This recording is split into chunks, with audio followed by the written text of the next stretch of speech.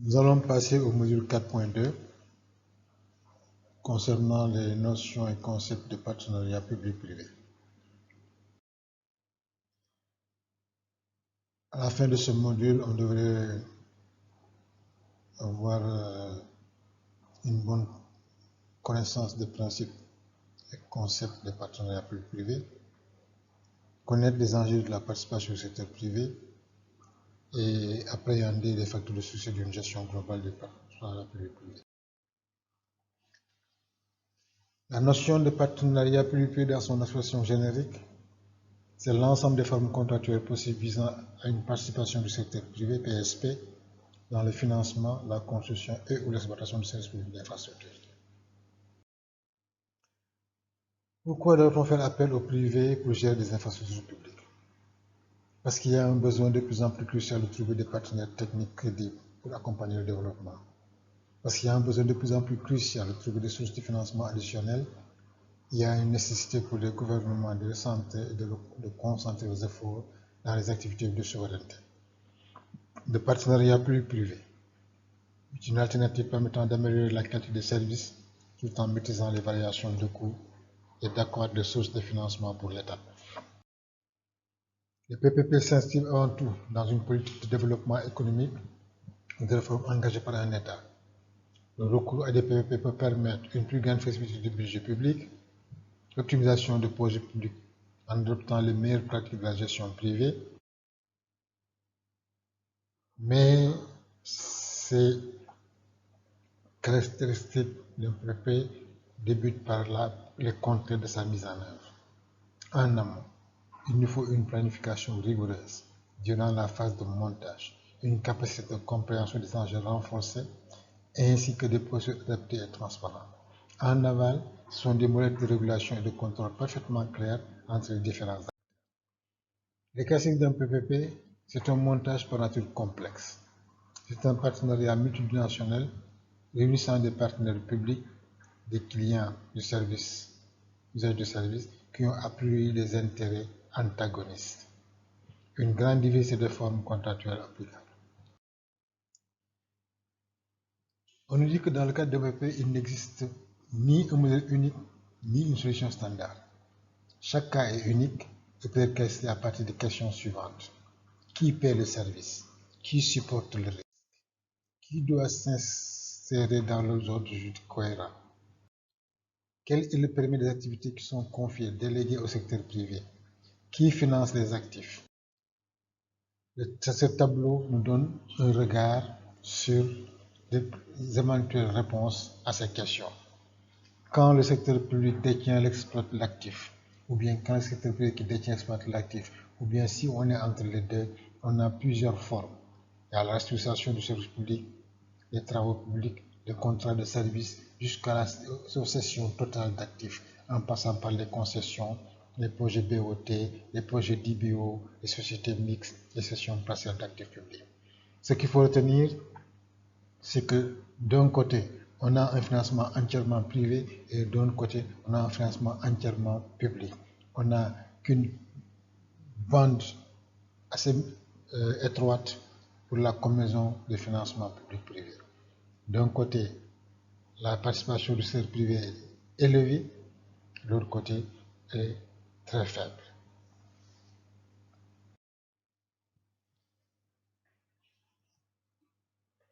Les enjeux de la typologie contractuelle dans le cadre d'un PPP, une distinction très nette doit être effectuée entre les marchés publics, contrats de délégation de services publics, les concessions à paiement public, la liberté contractuelle de l'administration et les conditions de contrôle d'intervention. Les principes de PPP, régime juridique aux différentes formes, les modes d'externalisation publique, on a les marchés publics, paiement immédiat par le secteur public, on a le PPP qui est le paiement étalé dans le temps pour le service par le secteur public. Il y en a deux types, on a la délégation de service public, on a la concession à paiement public. Le PPP, c'est plusieurs contrats autour de la structure de projet. Il y a l'autorité publique, c'est le contrat PPP avec la structure de projet, il y a les assureuses, les polices d'assurance, les banques, les conventions de crédit, les constructeurs, contrats de construction, les opérateurs et les promoteurs. Et l'ensemble doit être régulé et bien harmonisé. Des cycles d'investissement très longs caractérisent les PPP. On a une première étape qui est la phase préparatoire, devant monter l'opportunité de la faisabilité de recours à un PPP. Il faut faire l'état des lieux, l'étude de marché, l'étude de dimensionnement technique, il faut faire l'étude d'impact environnemental, l'étude juridique et institutionnelle, l'étude de faisabilité financière, l'étude de faisabilité économique. Donc, en fait, il faut préparer un plan d'affaires au business plan et un plan de montage contrôle pour la transaction. Deuxième étape, le processus d'action du partenaire privé, de sélection du partenaire privé. L'organisation d'une procédure d'appel d'offres versus procédure de général compétitif. Prospection, communication, relation de confiance avec les investisseurs. La perception, sélection technique intermédiaire, sélection financière finale. La négociation, la structuration de l'ingénierie financière du projet et la finalisation du contrat PP avec la soumissionnaire retenue. Troisième étape, les phases postérieures à l'entrée en vigueur du partenariat. Signature de la convention, achèvement technique du projet, mise en exploitation du service, remboursement des crédits. La durée du contrat très différente selon la forme contractuelle envisagée pour le PPP et les secteurs d'activité concernés. En conclusion, on peut dire que le PPP est un partenariat impliquant de nombreux acteurs économiques engagés sur le long terme et confrontés à objectifs potentiellement antagonistes. Les œuvres de la passion du secteur privé, on parle du développement de la PSP, de la participation dans la gestion des services publics d'infrastructures. C'est mettre des de l'entreprise au service de l'intérêt général, attirer des sources de financement privées et souligner le caractère minutieux inhérent à ces montages, mais aussi le caractère généralement antagoniste des objectifs et un cycle d'investissement long renvoie à la question de l'incomplétude des contrats, le phénomène d'asymétrie d'information, résultant de la relation complexe entre les différents acteurs, doit aussi être souligné. Des partenaires multidisciplinaires réunissant de nombreux acteurs économiques, les partenaires publics, les partenaires privés, les clients, l'usager du service. Tout ça pour que le montage de nature capitaliste, on parle de privatisation, d'opérations bio, d'opérations de type société économique. Il y a aussi des contrats de type concession ou BOT dans le cadre des PPP administratifs, dans les conventions à paiement privé, où le client est l'usager final du service. Nous avons aussi des conventions à paiement public, les montages concessifs mixtes, les contrats de leasing. Tout ça rentre dans les multiples relations contractuelles possibles. Il y a aussi des acteurs objectifs a priori antagonistes. On a déjà souligné plus haut, où on a le partenaire public, le partenaire privé et l'usager du service, qui tout un chacun a un objectif clair. Le public, obligation de service public. Le privé, gestion des risques, satisfaction des exigences d'équilibre et de rentabilité financière. L'usager, volonté de pouvoir se disposer du meilleur service possible et ça à moindre coût. Des contraintes différenciées selon les acteurs considérés. Des contraintes pour le partenaire privé. Gestion des contraintes intrinsèques à l'activité. Contraintes commerciales. Risque de revenus. Contraintes techniques et industrielles. Risque de surcoût. Les contraintes pour le partenaire privé. Gestion des contraintes financières. Contraintes d'équilibre financier. Risque financier de défaut de paiement. Contraintes d'équilibre de trésorerie. Risque de liquidité.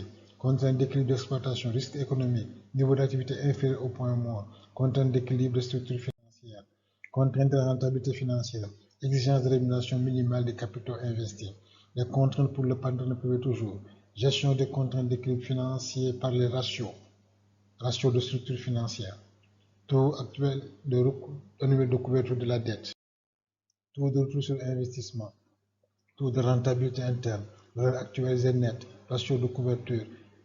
Tout est dans le cadre de la gestion financière pour pouvoir assurer une bonne gestion des contraintes de rentabilité financière. Les contraintes pour le partenaire public, contraintes de développement, développer l'accès aux services publics, améliorer la qualité des services, c'est la notion de politique économique, contraintes budgétaires, contraintes sociales. Pour le partenaire public, il y a la justification socio-économique de rentabilité économique du projet, décision motivée de recours ou non à un PPP, quel objectif attendu, forte implication des pouvoirs publics dans le projet. Comment mesurer la rentabilité économique d'un projet? Analyse coût-avantage, mesure coût-avantage, mais du niveau de rentabilité économique différencié, indicateurs de rentabilité économique les plus utilisés, bénéfices socio-économiques, taux de rentabilité interne. On a parlé du taux de rentabilité interne économique et non financière. Contraintes pour le client, contraintes d'accès aux services publics, contraintes de performance qualité du service offert, recherche de la meilleure qualité, contraintes de prix, recherche de prix le plus faible. En conclusion, les enjeux de la PSP constituent un ensemble de contraintes antagonistes nécessitant une méthode de gestion globale. Cette notion de gestion globale, donc la recherche d'une solution globale satisfaisant à l'ensemble des contraintes identifiées, donne la notion de l'ingénierie du projet. Il y a le risque management, la gestion des risques, l'ingénierie financière, l'ingénierie technique, l'ingénierie sociale, l'ingénierie juridique et institutionnelle, l'ingénierie régulatoire, d'où cette notion de recherche d'une solution globale pour la participation du secteur privé. Quelle ingénierie juridique et institutionnelle étant donné l'incomplétude des contrats, détermination de la forme contractuelle et structure institutionnelle pour le projet, avenir incertain, coût de la recherche d'informations, ce qui fait que la difficulté pour le partenaire public de définir avec un exploitant privé de manière exhaustive et des résultats attentifs attendus du service à un horizon de 10, 20 ou 30 ans, d'où la notion de long processus dans le cadre des PPP. Risk management, les acteurs économiques engagés dans le projet selon le principe général, tout risque identifié est réduit, transféré ou alloué. Un schéma d'allocation des risques cohérent et équilibré. La réduction du risque global du projet passe par la recherche d'une allocation optimale. La répartition du risque entre acteurs publics et privés, d'une part, et entre promoteurs et promoteurs d'autre part, doit être fondée sur une analyse visant à répartir les risques sur celui qui peut le mieux les assumer. En ce sens, donc, c'est le métier. Tout risque identifié par le partenaire privé se traduit par une exigence de rémunération correspondante. Le partenaire public a donc tout intérêt à limiter au maximum les risques qu'il impose à son partenaire privé, soit que celui-ci ne soit pas en mesure de les gérer, soit que le secteur public soit davantage disposé pour les assumer, et ce à un moindre coût. Le partage de risques dans un projet PPP sont partagés entre les différents intervenants engagés dans le projet: gouvernement, autorités locales et exploitants, sponsors, actionnaires.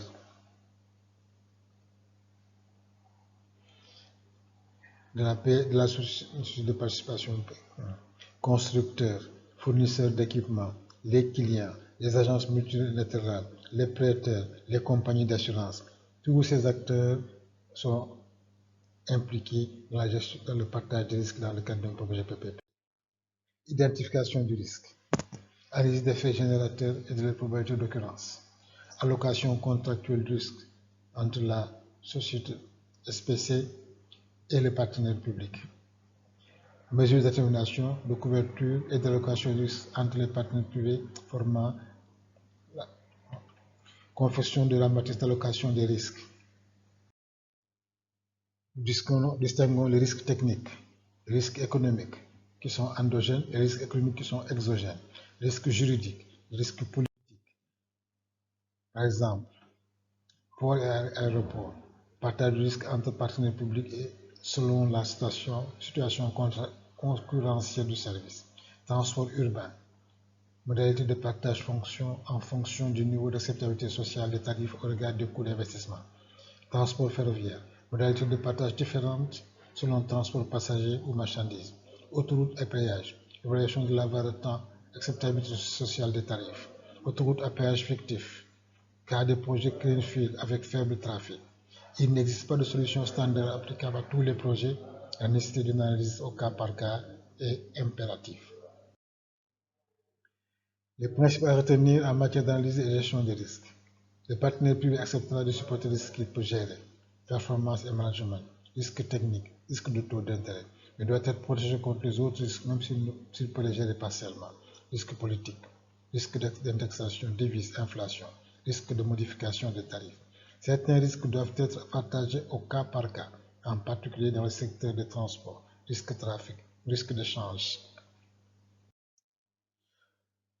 L'ingénierie financière d'un projet PPP, une situation financière ad hoc, une structuration de contributions publiques, une structuration des fonds propres, une structuration de la dette financière, la mise en œuvre d'instruments de gestion de risques financiers adaptés, risque de change, risque de taux d'intérêt, risque de contrepartie et de crédit, risque politique.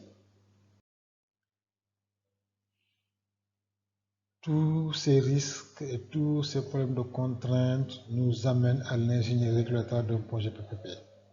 C'est quoi la régulation? Processus alliant fixation des règles du jeu et des objectifs, contrôle du respect des engagements, incitation à la performance. Les différents types de régulation. Régulation économique, régulation technique, régulation financière. L'ingénierie régulatoire d'un projet PPP, la régulation de services publics d'infrastructures intègre des intérêts dont la prise en compte n'est pas nécessairement assurée par le simple fonctionnement des lois du marché. En effet, si le marché est efficient, en ce sens, si le jeu de la concurrence est suffisant, il lui revient d'assurer pleinement le rôle des régulateurs de l'activité par le libre jeu de l'offre et de la demande. Le contrôle des conditions d'exercice d'un service public par une instance publique, en ce sens garante de l'intérêt général, s'avère nécessaire pour pallier aux insuffisances du marché, conjuguer les intérêts à priori antagonistes des différents acteurs économiques concernés, qui l'ayant compris, ce qui nous donne un schéma de régulation de ce type, la régulation qui peut être conçue comme étant une incitation à la performance. La fixation de la politique tarifaire, le contrôle de la qualité des services, le contrôle de la concurrence, la protection des usagers et l'arbitrer les litiges. Le mécanisme d'incitation à la performance. Via un cadre institutionnel et réglementaire, donc des instruments juridiques, règles définies dans les lois, décrets et contrats, mise en place des procédures, institutions légitimes, compétentes et indépendantes, recréer des mécanismes d'incitation similaires à ceux existants dans un marché concurrentiel, influencer sur la qualité des services fournis et sur le comportement des usagers.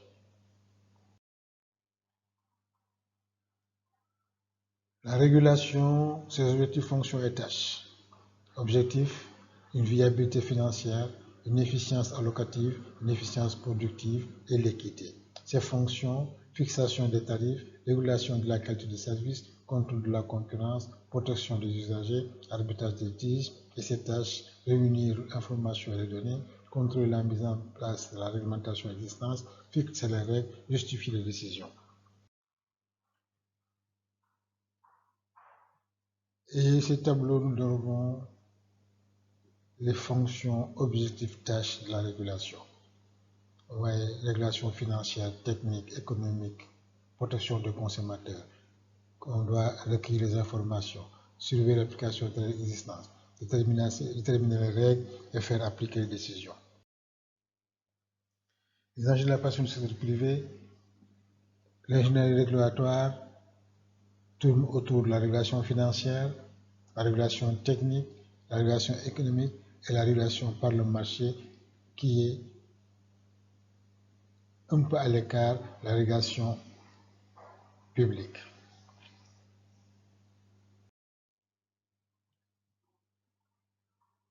En matière d'ingénierie régulatoire, tout consiste à obtenir une relation équilibrée entre trois objectifs. Garantir à l'entreprise la rémunération du capital investi, protéger les intérêts des usagers, inciter l'opérateur à minimiser ses coûts tout en étant efficace en termes de qualité du service rendu. Pourquoi réguler? Parce que le partenaire privé jouit d'une situation de monopole, risque de tarifs excessifs, risque de niveau et qualité de services inadéquats, risque de non-respect des engagements contractuels, risque de manque d'efficience dans la division des biens et services par le partenaire privé.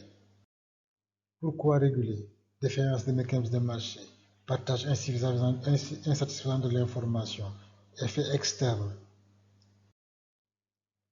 La régulation par une autorité agence indépendante, existence d'un régulateur indépendant, c'est le cas des Anglais, des Américains, des Australiens. La régulation par contrat, généralement les fonctions de politique sectorielle et régulatoire sont confondues, c'est le cas des Français. L'autorégulation, modèle caractéristique des joint ventures ou sociétés économiques, le cas français ou allemand. Il y a aussi les modèles hybrides. Et tout ce sont des schémas institutionnels de la régulation dans le cadre de la participation du secteur privé. Les avantages de modèle de régulation par agence. L'expertise plus clairement désignée. Existence d'un interlocuteur unique pour adapter les règles. Pôle de compétences. Connaissance du secteur. Indépendance. Les facteurs déterminants pour être un régulateur efficace. Légitimité. Indépendance. Légitimité aux yeux des principaux acteurs. Indépendance. Aucune influence ou capture de la part des autorités politiques, ni des compagnies, ni des usagers. Dans nos pays, en général, on a des agences de régulation qui sont nommées par l'autorité publique. Vous voyez donc un peu ce que ça peut faire comme efficacité. La compétence. Plusieurs années de pratique réussies en matière de régulation des prix et de qualité des services, processus de prise de décision, prédictibilité de décision, capacité d'adaptation des pratiques, capacité à atteindre un niveau de compétence équivalent à celui des opérateurs privés lors du processus de régulation. En pratique, la plupart des agences de régulation adhèrent en théorie au principe de modélisation, mais en pratique, les responsables en charge de la prise de décision sont désignés par le gouvernement et donc ont certaines difficultés à agir de manière parfaitement indépendante. Risque ou peur d'être renvoyés. Difficulté à recruter les personnes et à mettre en place les procédures de fonctionnement interne de l'agence. Rémunération faible au regard des heures passées. Les enjeux de la participation du secteur privé, on parle aussi d'asymétrie d'information. Toute relation de coopération marquée par l'incertitude entre les acteurs dont les intérêts divergent, relation d'agence, comprend implicitement un phénomène d'asymétrie d'information entre le mandat, autorité concédante, le mandataire, le concessionnaire. Ce phénomène est marqué dans le cadre d'administration décentralisée et d'opérateurs concernés en situation oligopolistique. Les facteurs clés de succès d'une gestion globale des PPP. Avoir à l'esprit qu'un PPP est un projet s'inscrivant dans un processus de réforme de l'État, dont les objectifs sont clairement définis et partagés par l'ensemble des acteurs concernés. Une justification socio-économique des projets et forte implication des pouvoirs publics lors de sa mise en œuvre. Un cadre macroéconomique et juridique stable. Une forte implication dans le projet de la part des sponsors publics et privés. Sur les facteurs clés, une bonne compréhension et identification des risques du projet. Conduire un schéma d'allocation juste et équilibré fondé sur un principe général. Un schéma financier, juridique et institutionnel adapté, permettant de faire face aux éventuels chocs externes.